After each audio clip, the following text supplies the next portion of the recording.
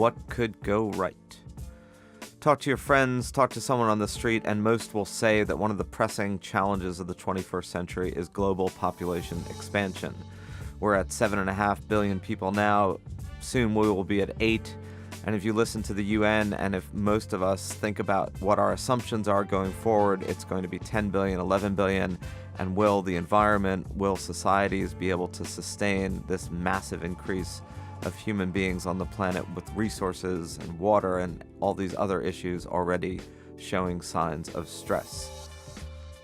That, at least, is what we tend to assume. But as Darrell Bricker and John Ibbitson, who are my guests today, point out in this incredibly important new book, Empty Planet: The Shock of Global Population Decline, those assumptions are almost certainly wrong.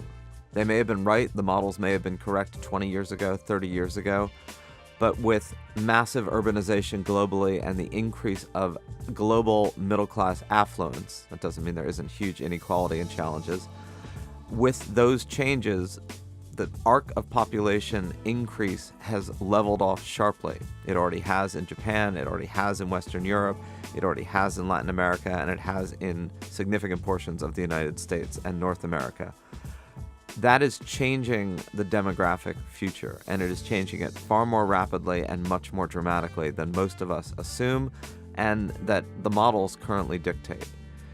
What's the problem with this is if it's not going to be an issue for 30 years, the problem is, of course, that if we are all driving our societies, driving our businesses, making strategic assumptions for how we spend and what we invest in, and countries and governments doing the same, based on a wrong assumption, based on the wrong script, then we are steering these massive societies and ships of state and businesses and individual decisions about the future, we're steering them in the wrong direction.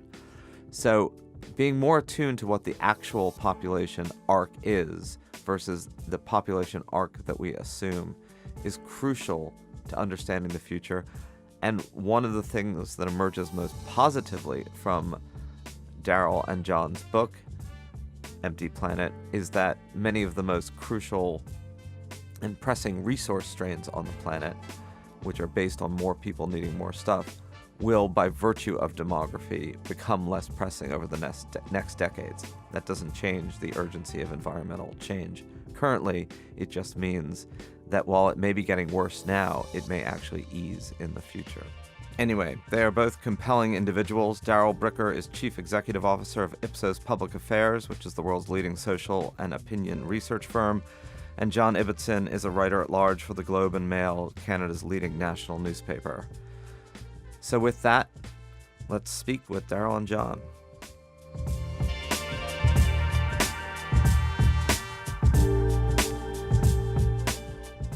So, Darrell Bricker and John Ibbitson, thanks for joining me today to have this discussion. I was deeply pleased to see the publication of this book, as it's an issue that I've been talking about with people for some time, and I'm struck by the degree to which the concept of population not expanding exponentially and then creating the panoply of social, environmental, and political challenges that would entail, that idea that we may not continue to grow infinitely is not a familiar one to most people. And in fact, I think really cuts against what most people believe in a way that is unsettling.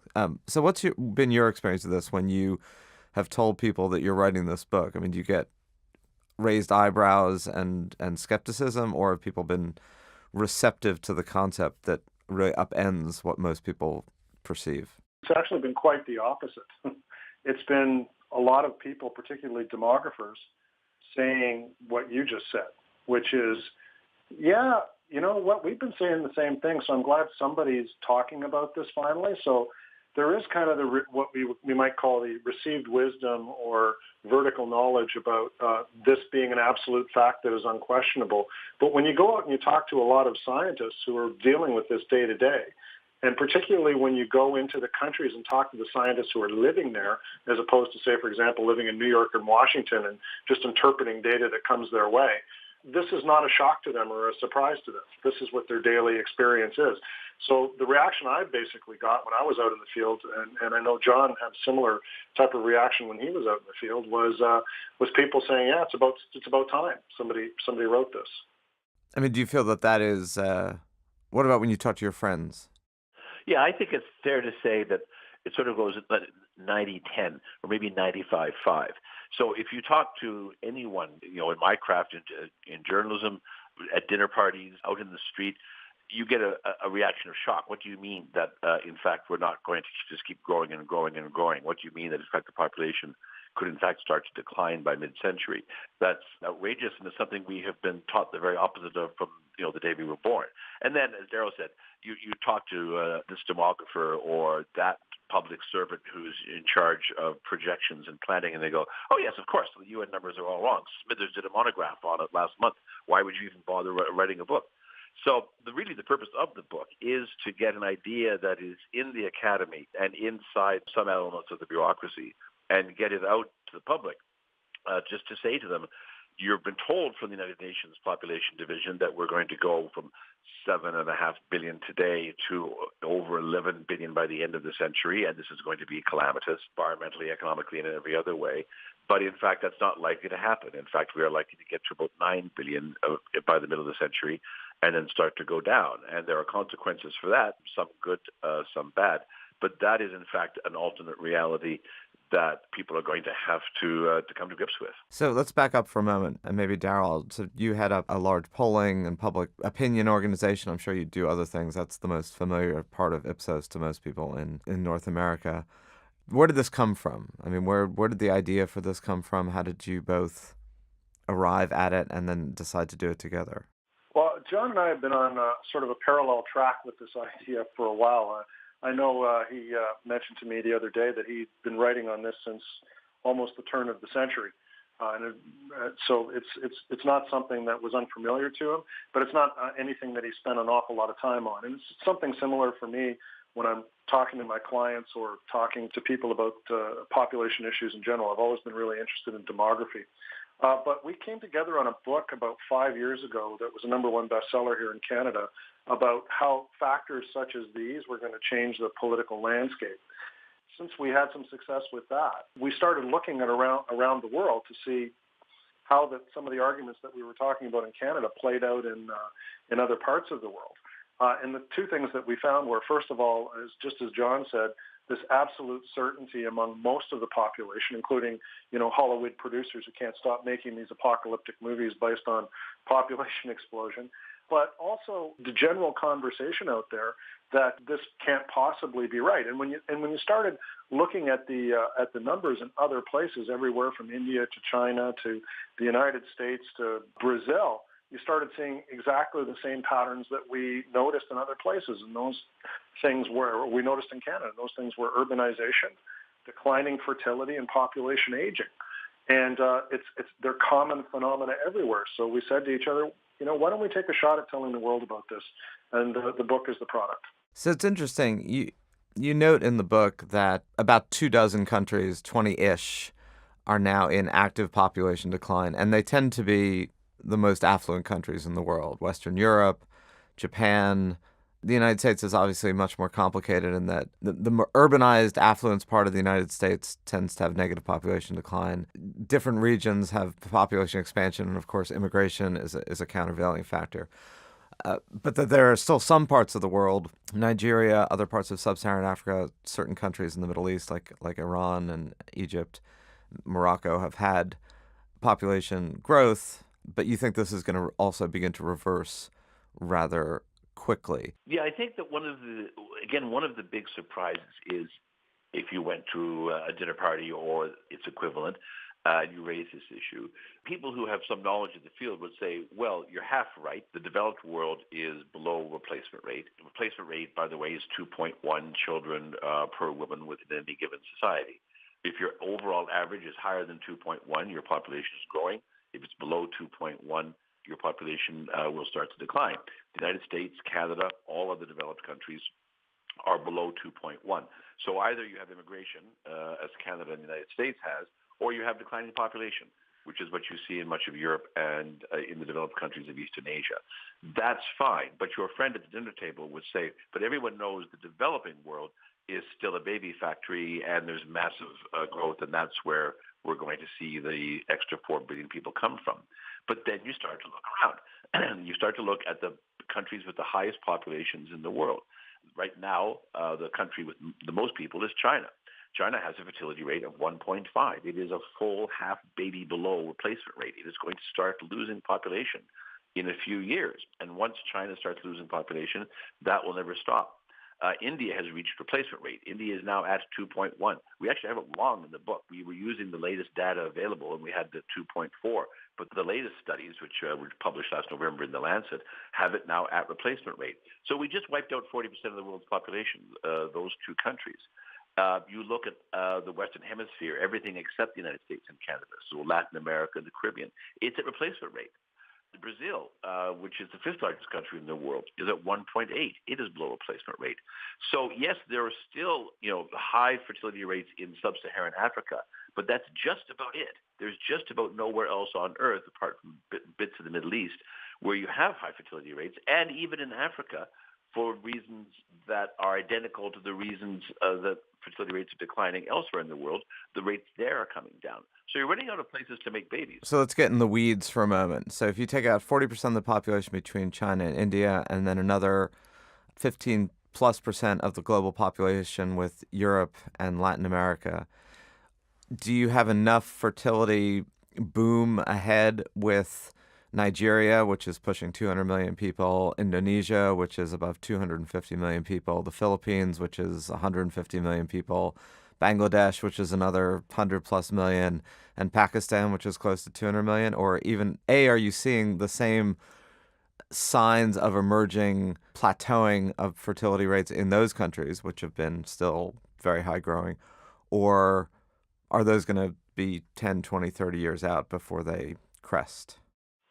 Well, the interesting thing on that, all the countries that you mentioned, some of them actually are below replacement fertility rates. So, for example, Bangladesh. And you've mentioned Iran a couple of times. They're below replacement rate now, too. The interesting thing is when you take a look at the Philippines and some of the other developing markets that you mentioned, even Nigeria, all of these places are going faster or slower, many of them faster towards declining fertility. None of them are growing. Even Nigeria isn't growing in terms of its fertility rate. It's come down. I think the number was somewhere in like around 6 in 1960, and it's down to around 4 now. So you sit back and you say, okay, well, which country is the country that's producing all of these babies that are going to fill in for all of these other places? And if everybody else is declining slower and faster, but still declining, the direction is the same, you can't find it. Now, one of the arguments that the people who still advocate for this 11.2 billion model claim is that, population momentum is going to make it happen. And you hear people talk about this, that there's so many young people in the world that they're just going to, keep cresting this wave as we go through the century, and that's what's going to get us to 11.2 billion people. The problem with that argument is nobody knows what they're going to do, but one thing that we know is that they're not going to behave like the people who were at their age in previous generations. So what John's argument and my argument is just beyond the numbers and what's actually happening on the ground, which was we really spent a lot of time looking at, is this cultural change that's taking place. And this cultural change is something that's never really happened before in human civilization. And it's this idea that we're making a decision because of a whole bunch of factors to have smaller families. That's not representative of what happened in the past. And the models are all based on that idea. So, yeah, you've got a lot of young people. But what happens if the young people don't behave the way that their parents did and their grandparents did? Because that's the one thing that we know for sure they're not doing. Right. I mean, it's definitely true that models change much less quickly than human behavior, just like systems change much less quickly than human behavior. So you're left with what are essentially static models that are innovated but remain the same framework of assumptions about human nature and what they're going to do, even as humanity or multiple cultures are behaving very differently. I mean, you talk about urbanization as the major driver or one of the major drivers. What about just women's education in general? Urbanization urbanization produces fewer babies for four distinct reasons. And you're right. We're pinning this all on this one word, urbanization. Everywhere around the world, countries are urbanizing. We are now, for the first time in human history, more people live in cities than outside them. And that process is accelerating everywhere in the developed and the developing world. So when a society urbanizes, four distinct things happen. The first is a child becomes uneconomical. Right? A child born in the countryside is another pair of hands to work in the fields. A child born in the city is just an economic drag. So there's economic self-interest. So children go from being an asset to a liability. Exactly so. And that's a powerful factor. The second equally powerful factor is that women in urban settings have access to education that they don't have in rural settings.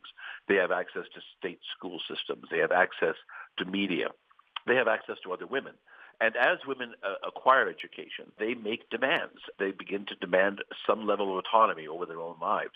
And once they achieve some level of autonomy, then the first thing they decide is they want fewer babies than their mothers had.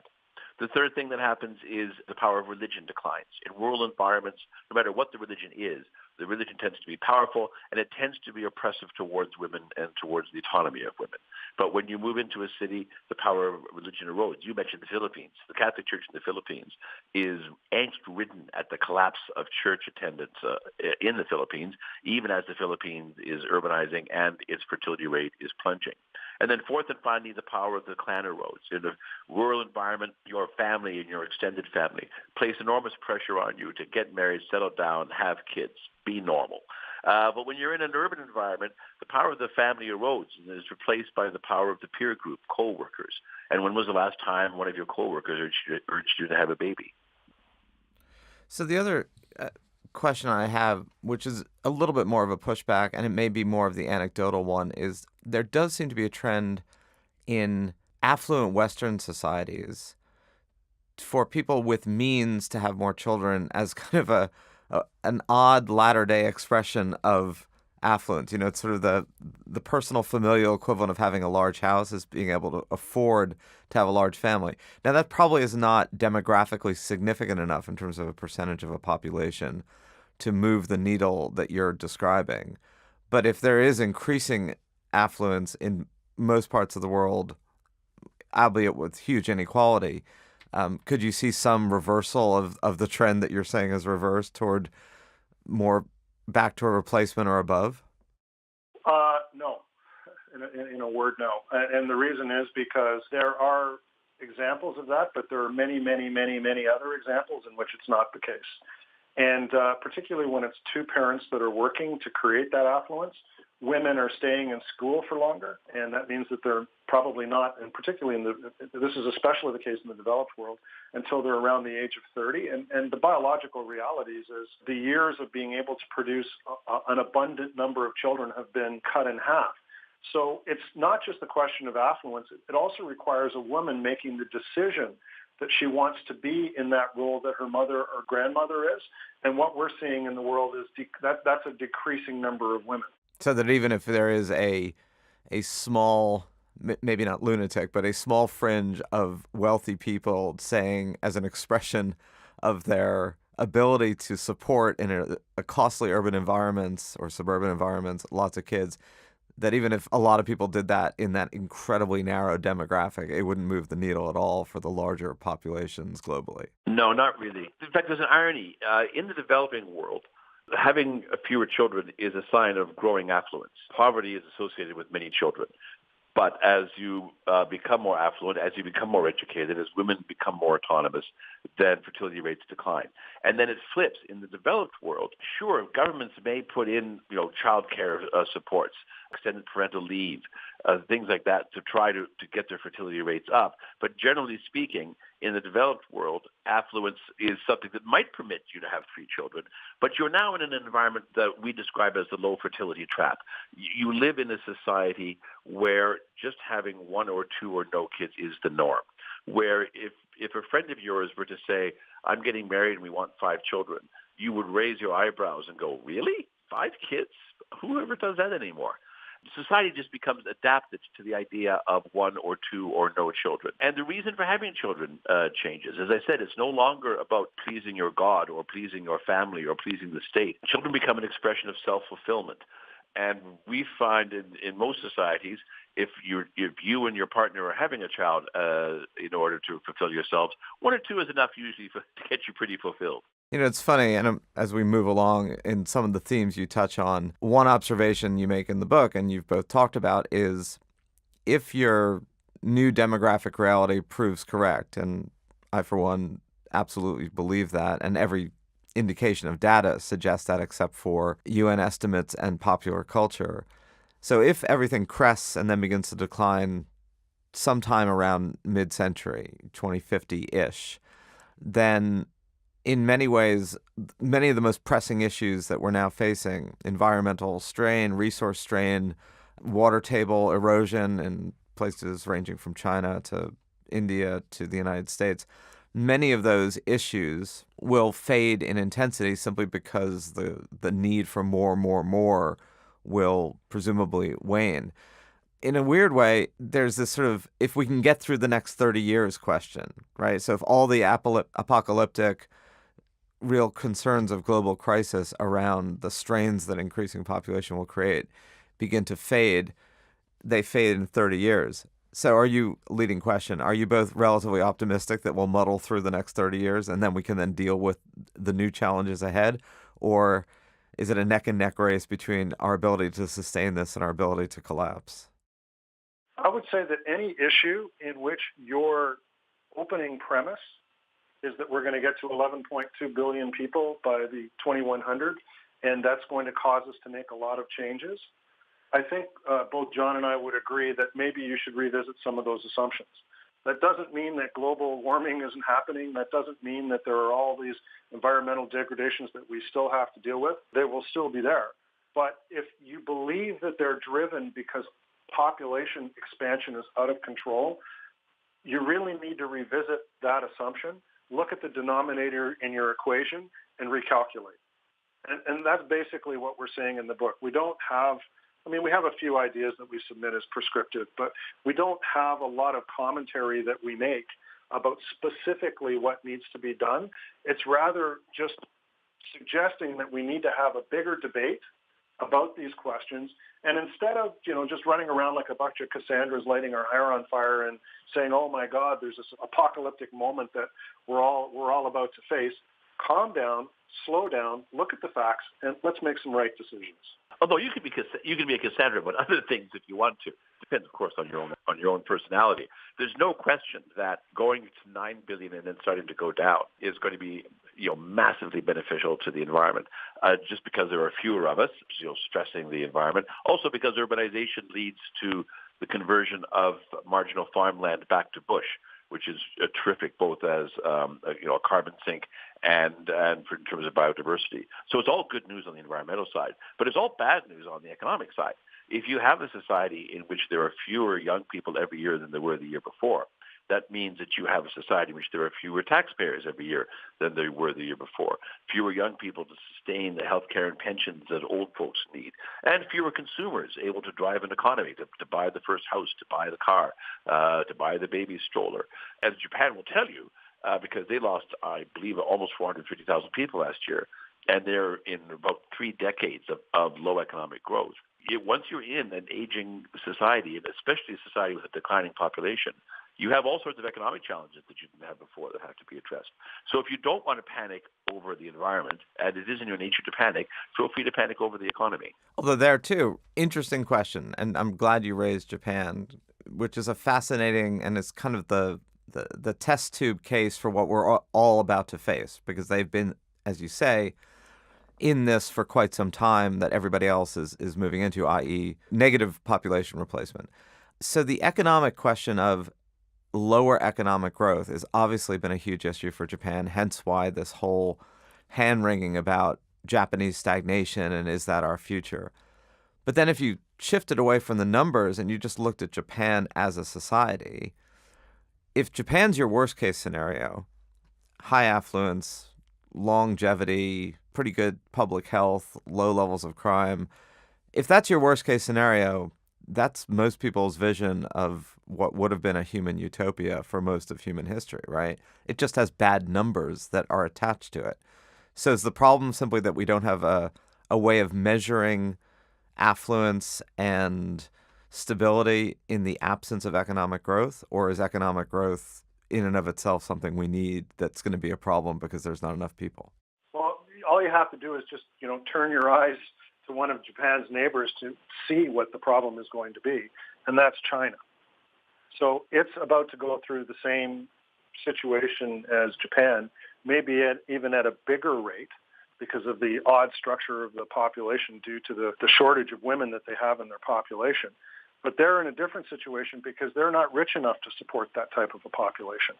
So there's going to be situations, particularly in these developing markets, where you're going to see the type of population decline that you're experiencing in Japan. It's going to be happening in the future, but they don't have the social infrastructure, they don't have the affluence, they don't have all of the supports that are necessary in order to be able to support that older population.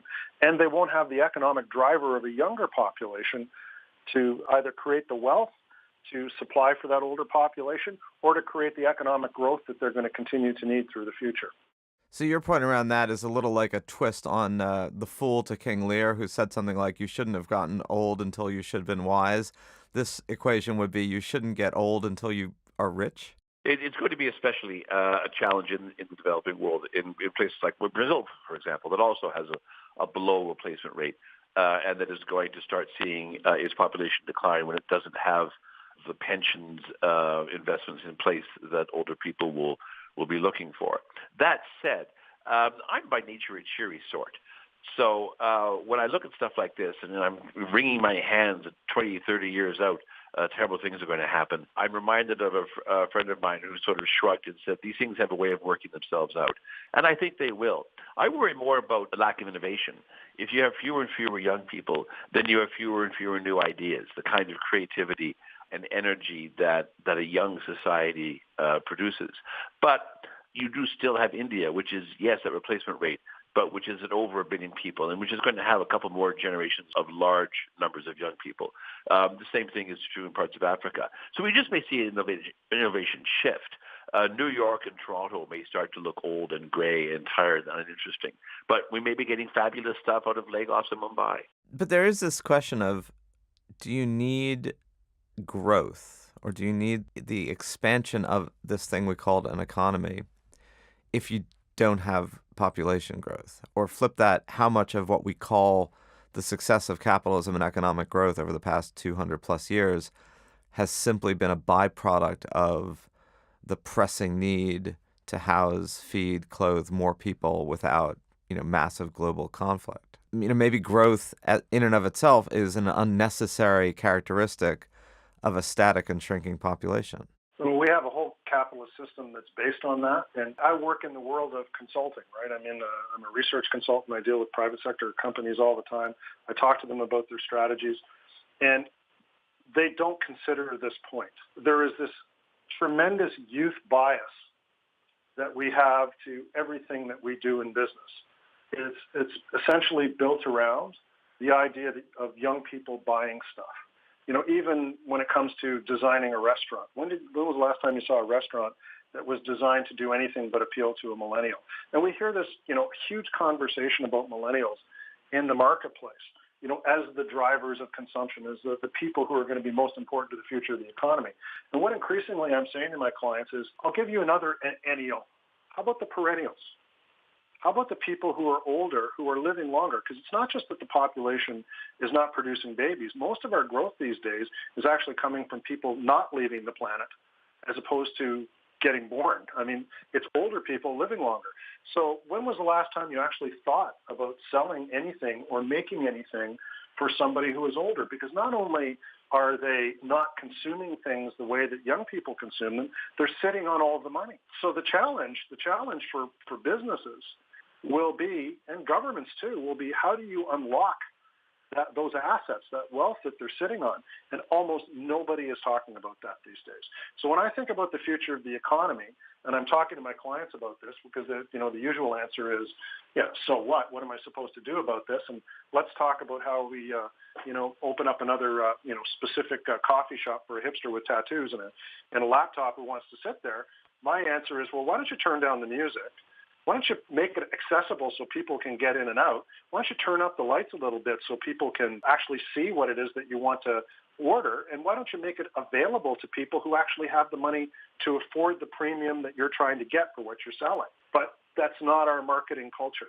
So I think the combination of when we look at the future of the economy and economic growth, I think it's the smart people who are going to start figuring out that the real challenge going forward is unlocking older people from the money that they have, rather than getting people, of which is a shrinking number of our population, millennials, trying to separate them from the money they don't have. Darrell, I think you've got your next book. John, are you on board for that one?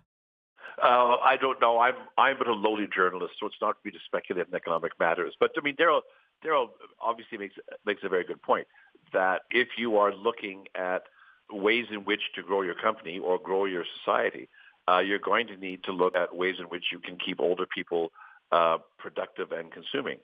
So, for example, you're going to want to look at raising the retirement age, both because your government can't afford to have a pension system in place for people who are going to be on that pension for 30 or more years, and because you want, and these people are healthy, they're productive, and you want them in the workforce contributing taxes and also consuming. So, Darrell, John, one of your prescriptions is to encourage countries to become more receptive to immigration and multiculturalism. And we'll get to the Canada example at the end, because I think it's both one of the most interesting ones and relevant to your book. So immigration certainly can augment population or substitute for domestic negative population growth, and the United States clearly has benefited from that and continues to. But from a global system perspective, isn't it a bit like shifting deck chairs on the Titanic, in that immigration simply moves people from where they are to a different place? It doesn't generate more population. Well, we're really clear about this in the book, where we say pretty much what you said. A couple of things. The number of people who are actually migrants in this world, so people who don't live in the country in which they were born, is just over 3% of the population. So we're not talking about a large number of people. The second thing is that whatever immigration can add to the equation will be really important for the people who can figure it out in the short to medium term. Is it going to be a long-term solution? If you believe that population decline is something that you're worried about and a problem that you want to solve, not for the longer term, because what's going to happen is all of those places that are the producers of immigrants are reducing the number of young people that they are creating because of declining fertility. And so what's going to happen is that resource is going to become a shrinking part of their population as well, because immigration is basically a young person's game. It's not an old person's game. So as you reduce the number of young people in the population, it's going to get harder and harder to find them.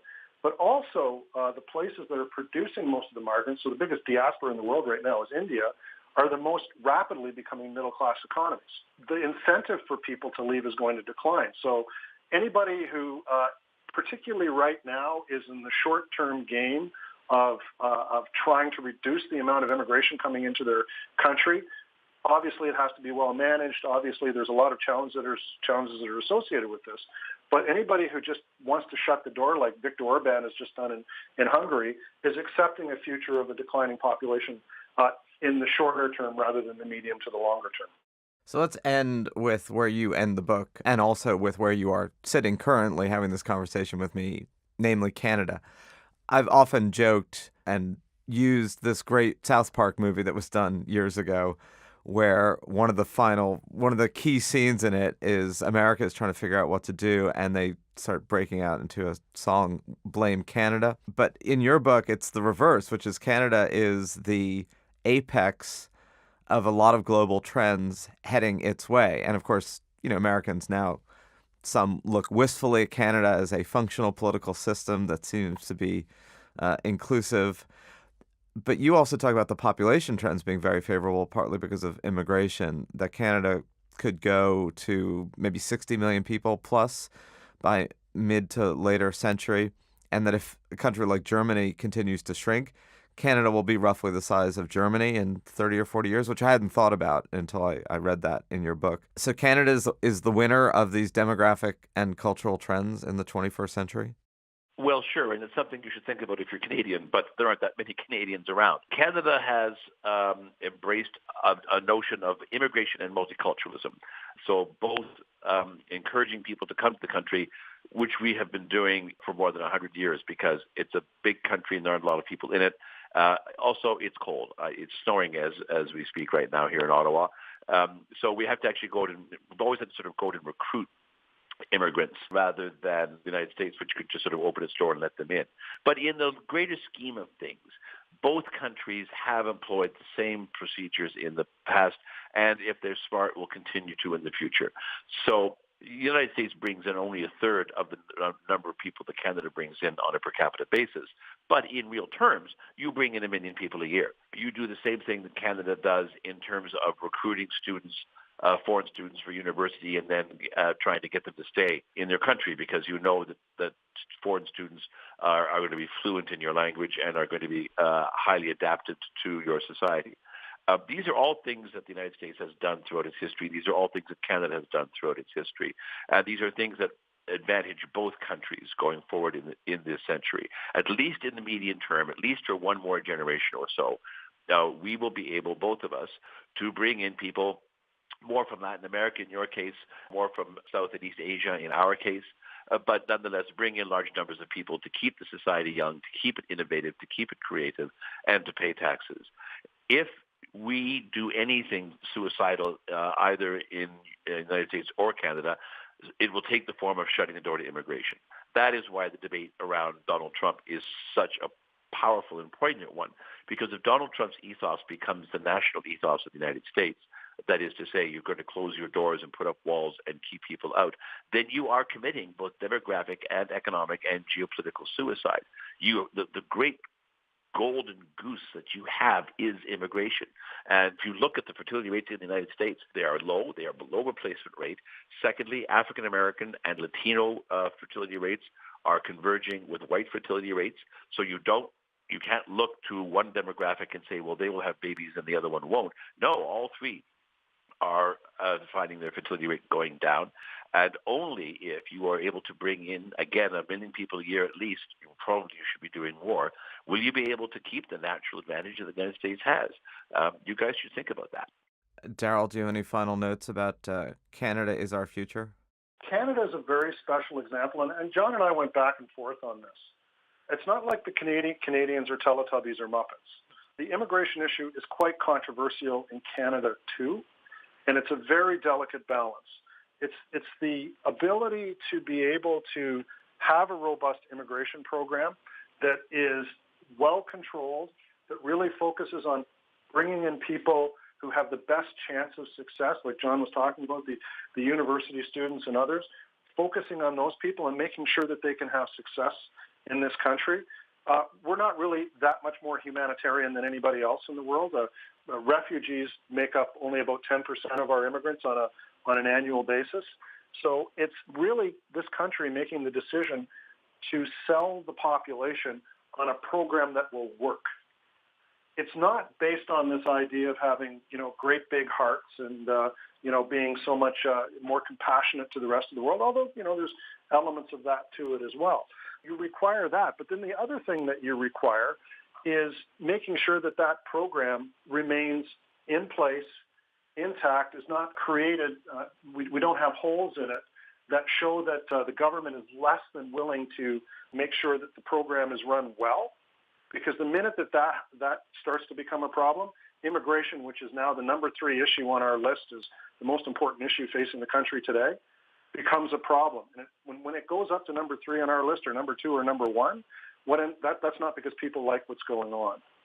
So it's a very delicate balancing act. You have to have a good program, and you have to have a belief that integration is working in the country. And if that does not occur, then you have problems. So Canada, a great example, But I think what really needs to come out of how we manage immigration is how carefully we manage immigration and how carefully we manage cultural integration. The biggest problem that I see in the United States when it comes to immigration is you get two groups of people, both irrational.